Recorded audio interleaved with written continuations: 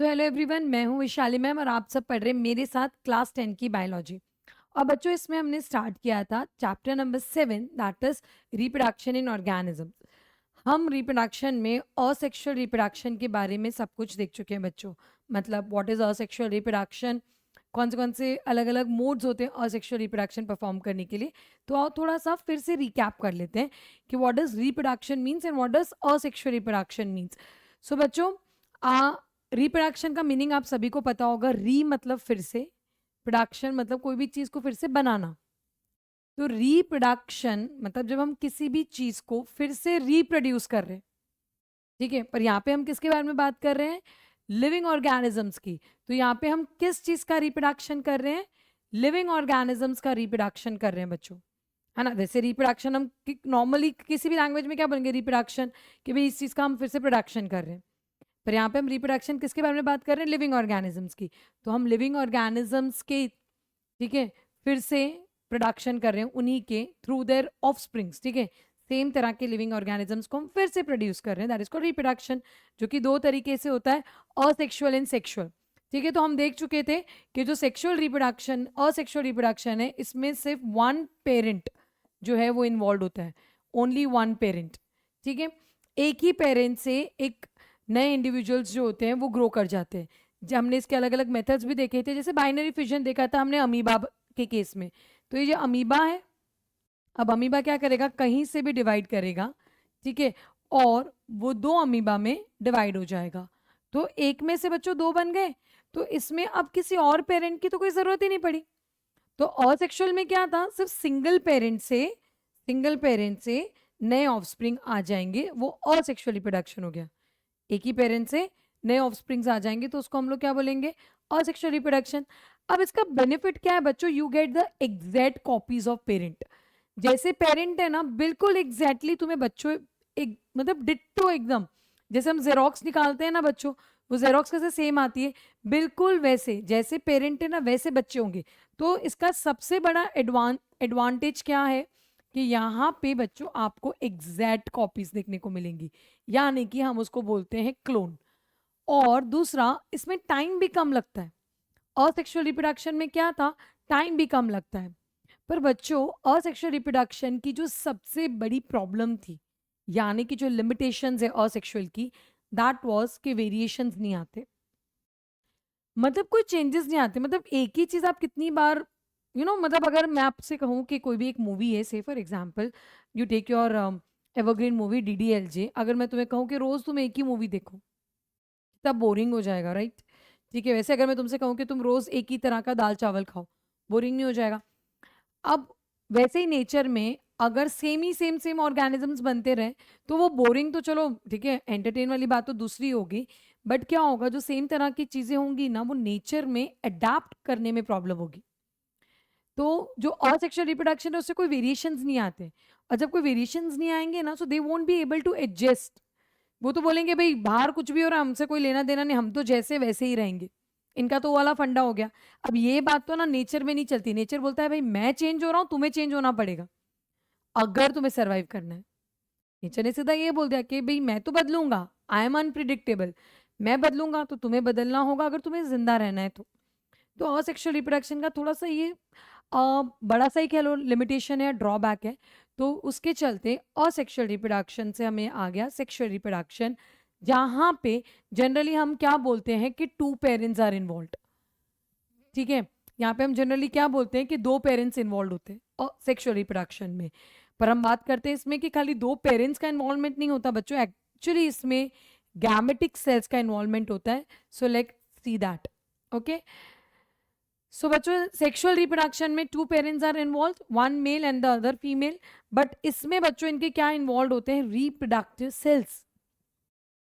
दो पेरेंट्स से भी ज्यादा इंपॉर्टेंट क्या है? उनके रिप्रोडक्टिव सेल्स इंपॉर्टेंट होते हैं, ठीक है। जो मेल का जो रिप्रोडक्टिव सेल है बच्चों, ठीक है, उसको हम लोग क्या बोलेंगे? मेल गैमेट, ठीक है, that is called as male gamete. अब ये जो मेल गैमेट है, अगर ह्यूमंस के केस में मैं इसका नाम बोलूं, so that is sperm. Human के केस में जो मेल गैमेट है that is called as sperm, ठीक है। और जो फीमेल है, ठीक है, तो फीमेल के रिप्रोडक्टिव सेल को हम लोग क्या बोलेंगे? फीमेल गैमेट, फीमेल के रिप्रोडक्टिव सेल को हम क्या कहेंगे, फीमेल गैमेट, ठीक है। ह्यूमंस के केस में या ज्यादातर, चाहे तुम प्लांट्स ले लो बच्चों या कुछ भी ले लो, ज्यादातर केसेस में it is called as egg cell, उसको एग सेल ही कहा जाता है। सो सेक्सुअल रिप्रोडक्शन में दो पेरेंट्स का इन्वॉल्वमेंट है, दैट्स फाइन, बट उसमें भी किस चीज का इन्वॉल्वमेंट है, उनके रिप्रोडक्टिव सेल्स का, ठीक है। ये जो रिप्रोडक्टिव सेल्स है उसको हम बोलते हैं मेल गैमेट और द फीमेल गैमेट, इन दोनों का फ्यूजन होता है सेक्सुअल रिप्रोडक्शन में। So now next time if somebody ask you the definition of sexual reproduction, so just don't tell कि दो पेरेंट्स का इन्वॉल्वमेंट होता है, you need to tell them कि there is a fusion of male and female gamete. ये एकदम proper definition है बच्चों। क्यों मैं ऐसा बोल रही हूँ पता है, क्योंकि तुमने सुना है कि छोटे बच्चे जब होते हैं उनके पेट में कीड़े हो जाते हैं, पता है उस ऑर्गेनिज्म को बोलते हैं टेप वॉर्म। ये जो टेप वॉर्म है ना, वो मेल और फीमेल गैमेट दोनों अपनी बॉडी में प्रोड्यूस करता है, और उसके खुद के मेल और फीमेल गैमेट का फ्यूजन हो जाता है, तो उसमें भी तो सिंगल पेरेंट ही इन्वॉल्व हुआ। देखो सेक्सुअल रिप्रोडक्शन में हम क्या बोल रहे हैं ज्यादातर केसेस में कि दो पेरेंट इन्वॉल्व होते हैं, पर मैं आपको एक एग्जाम्पल दे रही हूँ टेप वॉर्म का, जहां पे एक ही ऑर्गेनिज्म के मेल और फीमेल गैमेट का फ्यूजन हो जाता है, तो उसमें तो किसी और पार्टनर की जरूरत ही नहीं है, उसमें तो किसी और पार्टनर की जरूरत नहीं है। तो इसीलिए ऐसा बोलना कि भाई दो पेरेंट्स का इन्वॉल्वमेंट होता है वो कहीं पे सही नहीं है। So you need to tell कि there is a fusion of male and female gamete, so that is called a sexual reproduction. उसको हम लोग क्या कहेंगे, सेक्सुअल रिप्रोडक्शन। तो सब लोग याद रखेंगे सेक्सुअल रिप्रोडक्शन में मेल और फीमेल गैमेट का फ्यूजन होगा। सो जर्म सेल्स, गैमेट्स को हम जर्म सेल्स भी बोलते हैं, male gamete and the female gamete. Okay, male gamete जो होते हैं जनरली वो साइज में स्मॉलर होते हैं एंड मोटाइल होते हैं। Motile means they can swim easily, है ना, दे कैन मूव इजीली। अगर हम स्पर्म का स्ट्रक्चर देखें तो बच्चों सब लोगों ने 3 इडियट्स मूवी भी देखी होगी, तो उसमें स्पर्म्स का स्ट्रक्चर जो था वो बहुत क्लियरली बताया गया था। सो this is the structure of sperm, ठीक है। तो देखो इस स्पर्म की ना इस तरह से टेल होती है, so this is tail of a sperm. तो जिससे क्या होगा, वो इजीली मोटाइल है, मूव कर पाएगा, स्विम कर पाएगा, क्योंकि मेल को मूव करना होता है, see always a male goes to the female. ये फंडा तुम लोगों ने देखा होगा कि जनरली ज्यादातर केसेस में जो मेल्स होते हैं वो फीमेल को प्रपोज करते हैं, है ना। ये बहुत सालों से ये चीज चलती आ रही है। तो वैसे ही याद रखो कि जब रिप्रोडक्शन होता है ना, तो मेल गैमेट ही है जो फीमेल गैमेट के पास जाता है। तो male gamete is motile while the female gamete is non motile, वो मूव नहीं कर सकती, वो एक ही जगह पे बैठी है। So the male are smaller, smaller क्यों है, क्योंकि they need to go and swim, मतलब अगर बहुत मोटे होंगे, साइज में बड़े होंगे, सो वो स्विम नहीं कर पाएंगे इजीली या मूव नहीं कर पाएंगे, सो उनका साइज छोटा है। और दूसरा उनका सिर्फ न्यूक्लियस इंपॉर्टेंट है, उनका जो न्यूक्लियस है जिसमें क्रोमोसोम्स है दैट इज मोर इंपॉर्टेंट, बाकी की चीजें कुछ काम की नहीं है, इसलिए वो साइज में छोटा है और मोटाइल है। ऑन द अदर एंड जो फीमेल गैमेट है, ऑन द अदर एंड जो फीमेल गैमेट है that is larger, contain stored food. क्यों स्टोर फूड, क्योंकि भाई यहाँ पे फ्यूजन जब होगा तो उसके बाद जो बच्चा होने वाला है उसको खाना कौन देगा, फीमेल देने वाली है। सो फीमेल गैमेट के पास बहुत सारे न्यूट्रिशंस होते हैं, इसीलिए उसकी साइज क्या है, लार्जर। तो समझ में आ गया, एकदम क्लियर है। देखो असेक्सुअल में एक पेरेंट इन्वॉल्व था, मतलब वहां पे कोई गैमेट्स का फ्यूजन नहीं था, वहां मेल गैमेट फीमेल गैमेट अपन ने कुछ भी नहीं पढ़ा। सेक्सुअल रिप्रोडक्शन में दो पेरेंट्स इन्वॉल्व है, या to be more specify fusion of male and female gamete. जो मेल गैमेट है वो साइज में छोटा और मोटाइल है, जो फीमेल गैमेट है वो साइज में larger and stored nutrients inside it. अब एक बात याद रखना बच्चों, दुनिया में किसी का भी गैमेट हो, किसी का भी मतलब किसी का भी, चाहे प्लांट का है, चाहे एनिमल का है, चाहे माइक्रो ऑर्गेनिजम्स का हो, किसी का भी गैमेट हो, all the gametes are haploid in nature. बच्चों सारे गैमेट्स क्या है, हैप्लॉइड इन नेचर है। अब तुम मुझे बोलोगे कि मैम ये हैप्लॉइड क्या है, आप तो नया ही टर्म लिया है, सुना होगा वैसे तुम लोगों ने, पर तुम लोगों का 9th स्टैंडर्ड का इतना याद नहीं रहता, सो मैं बता देती हूँ what is haploid. Haploid means single set of chromosome, single set of chromosome, ये हैप्लॉइड का मीनिंग है, single set of chromosome. Single set of chromosome that means हमारे, हम कैसे है ना, वी आर डिप्लॉयड। बच्चों हम लोग क्या है, वी आर डिप्लॉयड ऑर्गेनिजम्स, हम डिप्लॉयड है, हमारे जितने भी सेल्स हैं सब डिप्लॉयड है। डिप्लॉयड यानी हम ऐसे लिखते हैं 2n, ठीक है। डिप्लॉयड मतलब we have double sets of chromosomes, हमारे पास हर एक क्रोमोसोम की 2 कॉपी है, ठीक है। एक किसमें से मिली, एक मम्मी में से मिली और एक पापा में से मिली है। इसलिए वी हैव 46 क्रोमोसोम, या हम उसको बोलते हैं we have 23 pairs of chromosome.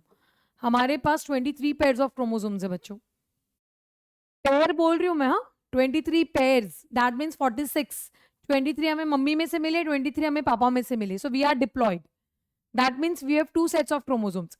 पर मैं आपको क्या बोल रही हूँ, जो गैमेट्स है वो हैप्लॉइड है, that means they have single sets of chromosome, that means they have 23 chromosomes only, not pair. ठीक है, याद रखना, डिफरेंस याद रखो डिप्लॉयड और हैप्लॉइड का। डिप्लॉयड क्या हो गया, double sets of chromosomes, haploid क्या हो गया, सिंगल सेट्स ऑफ क्रोमोसोम्स।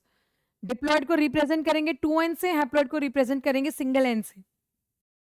हमारे बॉडी के हर एक सेल जो है, पूरे सेल्स, तुम यहाँ बालों के सेल्स ले लो, ठीक है, मतलब हेयर फॉलिकल्स के सेल्स ले लो, स्किन सेल्स ले लो, लीवर के सेल्स ले लो, किडनी के सेल्स ले लो, you take any damn cell of your body, it's diploid except the gametic cells. Gametic cells यानी स्पर्म एंड एग, किसी का भी गैमेट हो वो हैप्लॉइड होगा, that is they will have only single set of chromosome, उनमें double sets नहीं होंगे, हर एक क्रोमोसोम की एक एक कॉपी होगी।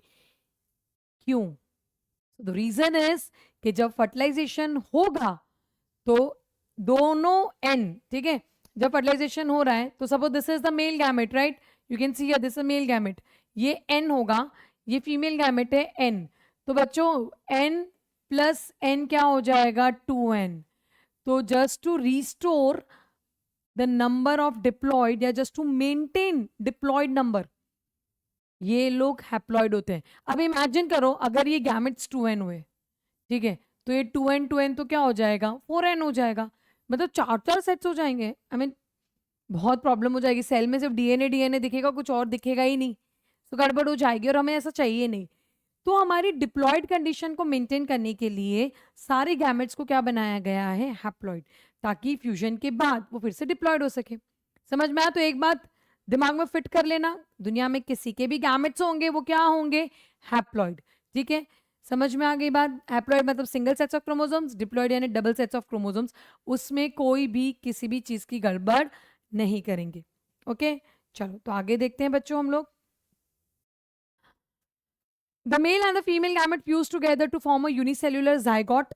ठीक है, तो बच्चों ये यूनिसेल्युलर जाइगोट जो होगा ना, that is going to be 2n, ये 2n है। ठीक है, मेल क्या है तुम्हारा n है, फीमेल क्या है n है, ये दोनों मिलके क्या बना रहे हैं, जाइगोट बना रहे हैं, और यही जाइगोट आगे जाके बच्चों बनाता है एम्ब्रियो, यही जाइगोट आगे जाके बनाता है एम्ब्रियो। ठीक है, चलो नेक्स्ट। अब सेक्सुअल रिप्रोडक्शन का इंपॉर्टेंस वैसे तो मैंने तुम्हें बता दिया ना कि वेरिएशंस के लिए सबसे ज्यादा इंपॉर्टेंट है। ठीक है, तो यहाँ पर भी देखो बच्चों लिखा है कि इसमें क्या होगा, variations are going to be produced, क्योंकि वेरिएशंस तुम्हें इस नेचर में अडेप्ट करने के लिए बहुत चाहिए, इंपॉर्टेंट है। Without variation you won't be able to adapt. ठीक है, सो वेरिएशंस बहुत इंपॉर्टेंट है, और जो सिर्फ सेक्सुअल रिप्रोडक्शन की वजह से आएंगे। ओके, तो देखो यहाँ, since there is a fusion of 2 germ cells from the 2 different individuals, 2 अलग अलग इंडिविजुअल्स के जर्म सेल्स का यहाँ पे फ्यूजन होता है, so that leads to variations. Variations give rise to variety and diversity. Variations की वजह से देखो यहाँ पे तुम देख सकते हो, there are so many different types of giraffes you can see here. ठीक है, सो मतलब वेरिएशंस की वजह से there are different different species, there are different different types of organisms in the world, and that's good ना, अच्छा लगता है ना अलग अलग तरह के organisms, and it also enables organisms to adapt and survive. Variation की वजह से हम नेचर में एडजस्ट कर सकते हैं और बच्चों सर्वाइव कर सकते हैं। साथ ही साथ ये जो सेक्सुअल रिप्रोडक्शन है वो किसी भी ऑर्गेनिजम्स का एक्सटिंक्ट होने से, मतलब किसी भी ऑर्गेनिजम्स को एक्सटिंक्ट होने से रोक सकता है। So it helps to prevent the complete extinction of animal and plant species. ये किसी भी एनिमल या प्लांट स्पीशीज को कंप्लीट एक्सटिंक्ट होने से रोक सकता है। सो बच्चों sexual reproduction is very important, उसका जो मेन रीजन है दैट इज वेरिएशन। ठीक है, उसका जो मेन रीजन है वो वेरिएशन है, और बच्चों वेरिएशन ही है जो हम लोगों को, ठीक है, नेचर में एडजस्ट या अडेप्ट होने के लिए पॉसिबिलिटी प्रोवाइड करेगा। सो बच्चों इसके बाद का हम देखेंगे, प्लांट्स में हम देखने वाले सेक्सुअल रिप्रोडक्शन, और हम ह्यूमन बींग्स में भी देखने वाले सेक्सुअल रिप्रोडक्शन, वो हम नेक्स्ट लेक्चर में स्टार्ट करेंगे। So stay tuned till then, and thank you everyone.